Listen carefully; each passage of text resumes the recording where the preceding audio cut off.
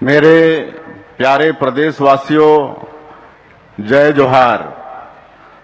आप सभी को 80वें स्वतंत्रता दिवस की हार्दिक बधाई एवं शुभकामनाएं। स्वतंत्रता दिवस का यह पावन पर्व मां भारती की वंदना का दिन है। आज हम भारत माता के उन सभी महान सपूतों को नमन कर रहे हैं जिन्होंने देश की आजादी के लिए अपना सर्वस्व न्यौछावर कर दिया। आज का दिन देश की एकता, अखंडता की गौरवशाली यात्रा से प्रेरणा लेकर यशस्वी प्रधानमंत्री श्री नरेंद्र मोदी जी के विकसित भारत के संकल्प को मजबूत करने का है। भारत का महान स्वतंत्रता संग्राम महात्मा गांधी, नेताजी सुभाष चंद्र बोस, डॉक्टर भीमराव अंबेडकर, वीर सावरकर सहित असंख्य स्वतंत्रता सेनानियों के त्याग और बलिदान की अमर गाथा है। स्वतंत्रता के इस पावन अवसर पर हम धरती आबा भगवान बिरसा मुंडा, शहीद वीर नारायण सिंह और वीर गुंडाधुर के संघर्ष को श्रद्धापूर्वक नमन करते हैं। गेंद सिंह, धुरवा राव, यादव राव, वेंकटराव, डेबरी धूर, आयतू महाराज जैसे हमारे नायकों की स्मृति हमेशा हमें प्रेरित करती रहेगी। गोस्वामी तुलसीदास जी ने लिखा है कि पराधीन सपने हूँ सुख नाही।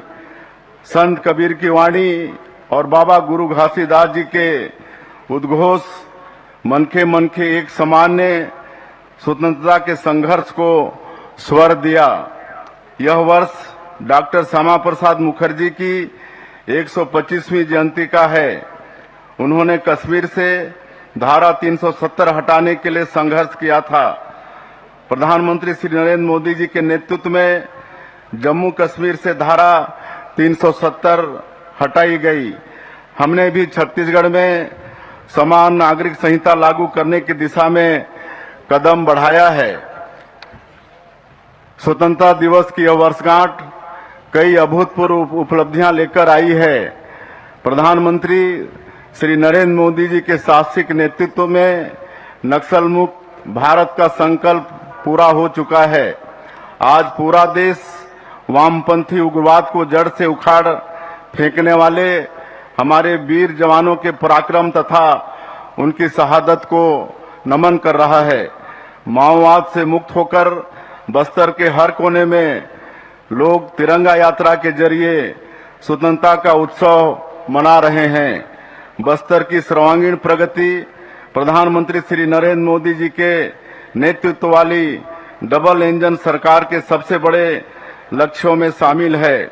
इसका जीवंत उदाहरण है जगदलपुर में राष्ट्रीय स्तर की मध्य क्षेत्रीय परिषद की 26वीं बैठक का आयोजन, जिसमें केंद्रीय गृह मंत्री श्री अमित शाह जी सहित 4 राज्यों के मुख्यमंत्रियों ने सहभागिता की। अब बस्तर के नवनिर्माण का स्वर्णिम समय है। नियत नेलानार 2.0 और बस्तर मुन्ने अभियान के जरिए हम विकास योजनाओं को अंतिम व्यक्ति तक पहुंचा रहे हैं। 31 योजनाओं और 14 सामुदायिक सुविधाओं के 100% सेचुरेशन से हम बस्तर संभाग के 39 लाख से अधिक लोगों को लाभान्वित कर रहे हैं। बस्तर में नक्सल हिंसा के चलते बंद पड़े स्कूलों को हमने दोबारा प्रारंभ कराया। साथ ही 36 नए स्कूल भी स्वीकृत किए हैं। ओरछा और जगरगुंडा जैसे सुदूर क्षेत्रों में हम एजुकेशन सिटी विकसित कर रहे हैं। मुख्यमंत्री स्वस्थ बस्तर अभियान के माध्यम से हमने बस्तर के 34 लाख से अधिक लोगों की स्वास्थ्य जांच कर उनकी हेल्थ प्रोफाइल तैयार की है। बस्तर में अभी 85% परिवारों की मासिक आय 15,000 रुपये से कम है। लगभग 10 लाख परिवारों की आय बढ़ाने के लिए 4,824 करोड़ रुपए की आजीविका उन्नयन योजना तैयार की गई है। सुरक्षा कैंप अब सेवा और विकास के केंद्र बन रहे हैं। वीर गुंडाधुर के गांव नेतानार से शुरू हुए सेवा डेरा में नागरिक सुविधाओं के साथ कौशल विकास और उद्यमिता को बढ़ावा दिया जा रहा है। बस्तर में इंफ्रास्ट्रक्चर की मजबूत बुनियाद रखी जा रही है। सौर ऊर्जा से ऊर्जीकृत 461 गांवों को ग्रिड आधारित प्रणाली से जोड़ रहे हैं। 234 अंदरूनी बसाहटों को मुख्य सड़क से जोड़ने के लिए हम सड़कें बना रहे हैं। दूरस्थ गांवों में सार्वजनिक परिवहन के लिए हमने मुख्यमंत्री ग्रामीण बस सेवा शुरू की है। इससे बस्तर और सरगुजा संभाग के 814 गांवों को लाभ मिल रहा है।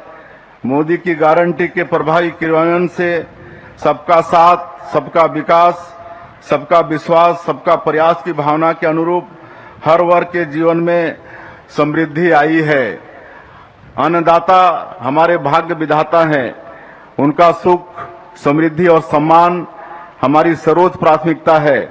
हम 3100 रुपये प्रति क्विंटल की दर और 21 क्विंटल प्रति एकड़ के मान से देश में धान का सर्वाधिक मूल्य उन्हें दे रहे हैं। कृषक उन्नति योजना के तहत एक मुश्त राशि का भुगतान हमने अन्नदाताओं को होली के पहले ही करा दिया था। हम फसल विविधता को प्रोत्साहित कर रहे हैं। कृषक उन्नति योजना के तहत धान के बदले दलहन, तिलहन, मक्का, कोदो, कुटकी, रागी आदि फसल लेने पर 15,000 रुपये प्रति एकड़ की आदान सहायता देने का निर्णय हमने लिया है। किसान भाइयों को समय पर खाद बीज उपलब्ध कराने हमने सर्वोच्च प्राथमिकता से कार्य किया है। वैश्विक अनिश्चितताओं के कारण उर्वरक आपूर्ति प्रभावित होने के बावजूद हमने छत्तीसगढ़ में खाद का संकट उत्पन्न नहीं होने दिया। प्रधानमंत्री जी की सहकार से समृद्धि की संकल्पना अनुरूप हमने प्रदेश के 2028 पैक्स का कंप्यूटरीकरण कर लिया है। इनमें से 1988 पैक्स कॉमन सर्विस सेंटर के रूप में भी सेवाएं दे रहे हैं। श्रद्धेय अटल जी की नदियों को जोड़कर पानी की हर बूंद बचाने की सोच को आगे बढ़ाते हुए हमने सिकासार कोडार नहर लिंकिंग परियोजना के लिए 3047 करोड़ रुपए की प्रशासकीय स्वीकृति दी है। प्रदेश में सिंचाई का दायरा बढ़ाने के लिए हमने 11,000 करोड़ रुपए से अधिक की मंजूरी दी है। बंद पड़ी सिंचाई योजना का अटल सिंचाई योजना के माध्यम से पुनरुद्धार कर रहे हैं। इंद्रावती नदी पर 2,000 करोड़ रुपए की लागत से मटनार और देउर गांव बैराज बनाए जाएंगे, जिससे 32,000 हेक्टेयर क्षेत्र में सिंचाई सुविधा मिलेगी। तेंदुपत्ता संग्राहकों को हम 5,500 रुपये प्रति मानक बोरा की दर से पारिश्रमिक दे रहे हैं। हमने तेंदुपत्ता संग्राहकों के लिए चरण पादुका योजना पुनः प्रारंभ की है।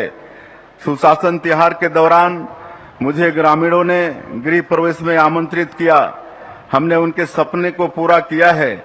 उनके चेहरे की मुस्कान हमारे सबसे बड़ी उपलब्धि है।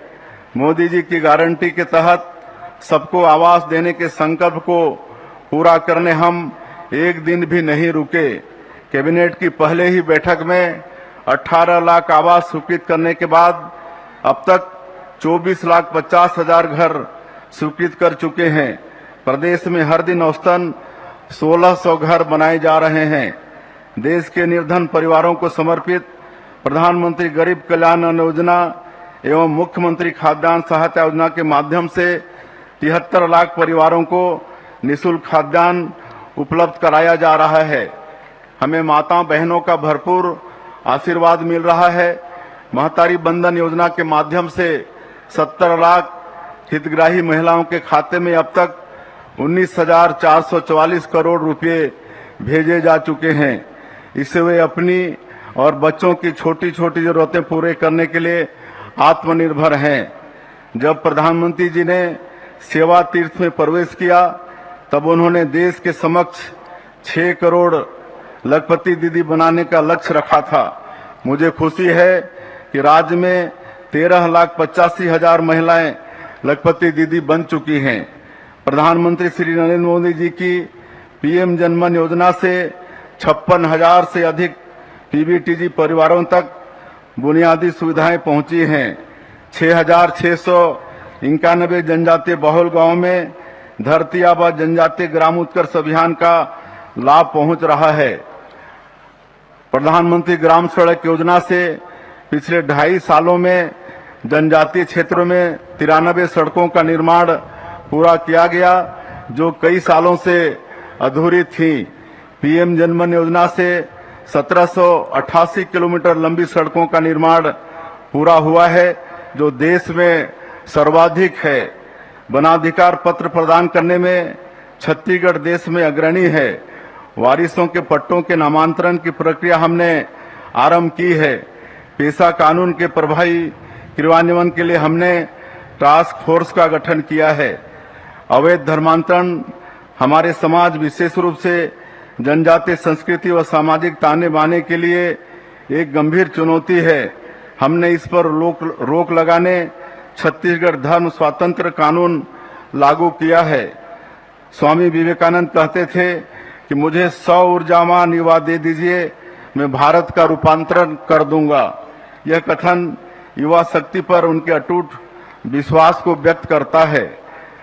विकसित छत्तीसगढ़ के निर्माण में युवाओं की भागीदारी बढ़ाने के लिए हम रोजगार से लेकर नवाचार तक अवसरों के नए द्वार खोल रहे हैं। प्रतियोगी परीक्षाओं में पूर्ण पारदर्शिता सुनिश्चित करने हेतु हमने ऐतिहासिक सुधार किए हैं। हमने तृतीय एवं चतुर्थ श्रेणी के पदों की भर्ती के लिए छत्तीसगढ़ कर्मचारी चयन मंडल बनाया है। नियमित रूप से 7 कैटेगरी में भर्ती परीक्षा आयोजित होगी।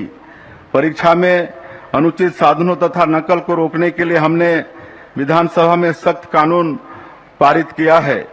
हमने पुलिस में 7000 युवाओं की भर्ती की है। हमने छत्तीसगढ़ कर्मचारी चयन मंडल के माध्यम से शिक्षक एवं सहायक शिक्षकों के 3946 पदों पर भर्ती की प्रक्रिया शुरू की है। बिजली कंपनियों में 1235 पदों पर अब तक की सबसे बड़ी भर्ती की जा रही है। हमारे एकलव्य एवं प्रयास आवासीय विद्यालय के बच्चे इस वर्ष नीट परीक्षा में बड़ी संख्या में सफल हुए हैं। NEET, JEE, CLAT, railway, SSC, banking, PSC तथा यूपीएससी परीक्षाओं की तैयारी के लिए सहयोग देने हम CG assistant for competitive exam योजना आरंभ कर रहे हैं। हमने अग्निवीरों के रोजगार के लिए बड़ा निर्णय लिया है। 4 वर्ष की सैन्य सेवा पूरी करने वाले छत्तीसगढ़ के अग्निवीरों को पुलिस आरक्षक, वनरक्षक और जेल प्रहरी की सीधी भर्ती में 10% आरक्षण दिया जाएगा। हमारी नई औद्योगिक नीति युवाओं के लिए रोजगार एवं उद्यमशीलता के नए द्वार खोल रही है। नई नीति में कोर सेक्टर के साथ ही इमर्जिंग सेक्टर को भी विशेष प्रोत्साहन दिया गया है। इसका लाभ युवाओं तक पहुंचाने हम पीएम सेतु के तहत 30 आईटीआई का उन्नयन कर रहे हैं। वर्षा काल के बाद हम जिला और प्रदेश स्तर पर रोजगार मेलों का आयोजन करेंगे। छत्तीसगढ़ स्टार्टअप प्रोत्साहन नीति के तहत युवाओं के नवाचारों को प्रोत्साहित करने के लिए हमने 100 करोड़ रुपए का स्टार्टअप फंड बनाया है। हमारी शैक्षणिक संस्थाएं नए विचारों को प्रोत्साहित करें, नए जमाने के अनुरूप युवाओं को तैयार करें। इसके लिए हमने राष्ट्रीय शिक्षा नीति को अपनाया है। प्रदेश में forensic university, campus, NEET, NIELIT जैसे संस्थान हम लेकर आए हैं। इसी सत्र से हम 5 मेडिकल कॉलेज गिदम, कुनकुरी, जांजगीर चांपा, मनेन्द्रगढ़, कवर्धा में आरंभ कर रहे हैं। 6 शासकीय इंजीनियरिंग एवं पॉलिटेक्निक कॉलेजों को सीजीआईटी के रूप में विकसित कर रहे हैं। हमने 500 करोड़ रुपए के छत्तीसगढ़ राज्य एआई मिशन को मंजूरी दी है। इसके तहत 100 AI data lab, 5 centre of excellence और 50 से अधिक एआई आधारित सेवाएं विकसित की जाएंगी। 6 लाख विद्यार्थियों एवं 1.5 लाख शासकीय कर्मचारियों को एआई का प्रशिक्षण दिया जाएगा। वैश्विक मंच पर हमारे राज्य के खिलाड़ी तिरंगा लहरा सकें, इसके लिए हम खेल अधोसंरचना का कायाकल्प कर रहे हैं तथा मुख्यमंत्री खेल उत्कर्ष मिशन शुरू कर रहे हैं। ग्लासगो राष्ट्रमंडल खेलों में रजत पदक जीतकर देश का गौरव बढ़ाने वाली छत्तीसगढ़ की बेटी ज्ञानेश्वरी यादव को हमने डीएसपी के पद पर पदोन्नत करने तथा 30 लाख रुपए की सम्मान राशि देने का निर्णय लिया है। हमने राज्य के 156 उत्कृष्ट खिलाड़ियों के लिए शासकीय सेवा के दरवाजे खोल दिए हैं। देश के पहले खेलो इंडिया टेबल गेम्स की मेजबानी हमें मिली। बढ़िया खेल हुए और तय हुआ कि अगले साल छत्तीसगढ़ में ही इन खेलों का आयोजन होगा। स्वास्थ्य एवं सामाजिक सुरक्षा के लक्ष्यों को प्राप्त करने की दिशा में भी हम तेजी से बढ़ रहे हैं।